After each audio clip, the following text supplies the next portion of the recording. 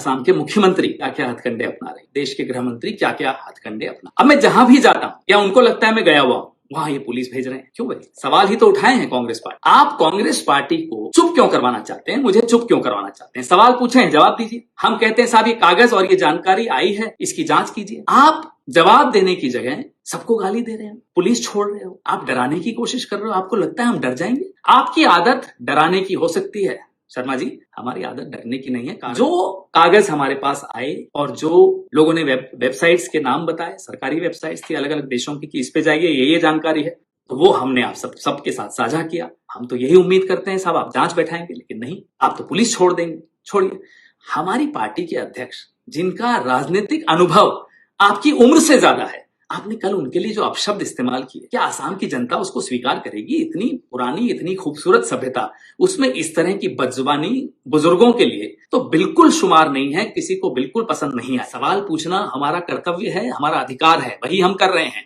आपका कर्तव्य क्या है? केंद्र सरकार में जो बैठे हैं उनका कर्तव्य क्या है कि वो जांच करें। ये नहीं कि आप हमें डराएं, हमें दौड़ाएं। हम नहीं डरेंगे साहब, हम सवाल फिर भी पूछेंगे और पूछ रहे हैं।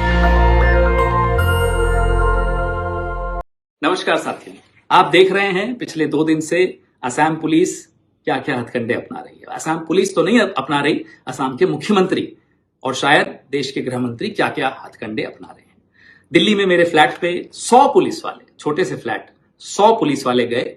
मैं नहीं था, कोई नहीं था हमारे परिवार का, लेकिन वहां जाकर उन्होंने एक, मेरी छोटी बहन जो कोविड में नहीं रही, उसकी यादगार एक पुराना फोन था, वो उठा के ले गए। एक ऐसा लैपटॉप जो मैं कभी यूज नहीं करता, वो ले गए।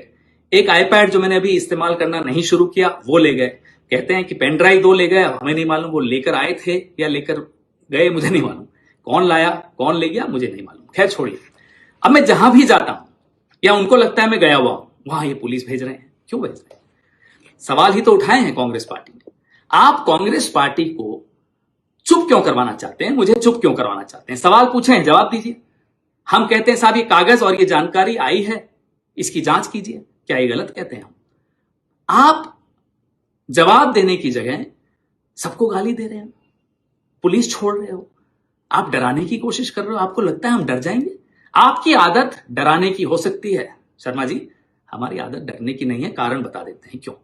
मेवाड़ का हूं, कांग्रेसी हूं, राहुल गांधी का सिपाही हूं। अब कैसे डरूंगा? तो डरूंगा तो नहीं, लेकिन हां, क्योंकि मुझे बोलते रहना है, क्योंकि मुझे सवाल पूछते रहना है, मैं आपकी पुलिस को जरूर अवॉइड कर रहा हूं। लेकिन आगे भी सुन लीजिए, जो कागज हमारे पास आए और जो लोगों ने वेबसाइट्स के नाम बताए, सरकारी वेबसाइट्स थी अलग अलग देशों की, कि इस पे जाइए, ये जानकारी है, तो वो हमने आप सबके साथ साझा किया। हम तो यही उम्मीद करते हैं साहब आप जांच बैठाएंगे, लेकिन नहीं, आप तो पुलिस छोड़ देंगे। छोड़िए, हमारी पार्टी के अध्यक्ष जिनका राजनीतिक अनुभव आपकी उम्र से ज्यादा है, आपने कल उनके लिए जो अपशब्द इस्तेमाल किए, क्या आसाम की जनता उसको स्वीकार करेगी? इतनी पुरानी, इतनी खूबसूरत सभ्यता, उसमें इस तरह की बदजुबानी बुजुर्गों के लिए तो बिल्कुल शुमार नहीं है, किसी को बिल्कुल पसंद नहीं आई। खैर आप जानिए, आप क्यों इतने गुस्से में, हमें नहीं मालूम। अब कुछ और जानकारियां आई हैं, वेबसाइट्स हैं। वेबसाइट स्टेट ऑफ व्योमिंग की है। सवाल आपकी आईटी सेल ने उठाया कि साहब कंपनी रजिस्टर करो, उसी दिन की है, कल की तारीख है, परसों की तारीख है। तो मैं बता दूं, ये तारीख इसलिए 6 तारीख की आई है, 6 अप्रैल की, क्योंकि as on request dated non disclosure agreement revoked. तो जब नॉन डिस्क्लोजर एग्रीमेंट रिवोक हो जाती है, जितनी भी जानकारी प्राइवेट थी वो पब्लिक हो जाती है, वो तारीख उसकी होती है। फाइलिंग और इनकॉर्पोरेशन में फर्क होता है। ये फाइलिंग की डेट्स आप दिखा रहे हो, मैं इनकॉर्पोरेशन की बात सवाल पूछ रहा हूं। सवाल पूछ रहा हूं कि ये जब नॉन डिस्क्लोजर एग्रीमेंट रिवोक हो गई तो जानकारी आई, कंपनी का नाम भूयान प्रॉपर्टीज एलएलसी, एड्रेस वही जो व्योमिंग का बार बार आ रहा है। Additional article, manager authorised member Reniki Bhuyan Sharma. ये अब नॉन डिस्क्लोजर के बाद की जानकारी डिस्प्ले होनी शुरू हो गई। Identification nationality Antigua and Barbuda, date of birth 31 जुलाई 1973, remarks citizenship by investment, other nationality yes bracket multiple. ये उनकी वेबसाइट पे लिखा है। हमें लोगों ने कहा उस वेबसाइट पे जाइए, दिख जाएगा। दिखा, हम आपको दिखा रहे हैं। और सवाल भी साथ में पूछ रहे हैं और जांच की मांग भी साथ में कर रहे हैं। अब एड्रेस ऑफ रेनिकी भूया शर्मा, इसी वेबसाइट पे क्या लिखा है साहब, care of Bhuyan properties limited LLC company है व्योमिंग में, उसमें उनका एड्रेस दिया हुआ है Riniki Bhuyan Sharma, Bhuyan properties limited, 96A Plashet Grove, London, England, E61AB। अदर एड्रेसेस, और भी एड्रेसेस लिखे हुए, 1 address number 1 12 festival city, Dubai, UAE। Second address Sena Kalyan भवन, 195 मोती झील, ढाका, बांग्लादेश। ये सब व्योमिंग की, स्टेट ऑफ व्योमिंग की वेबसाइट पे, जो नॉन डिस्क्लोजर एग्रीमेंट जब रिवोक हो गई उसके बाद आया। फिर ये रेनिकी जी के बारे में है।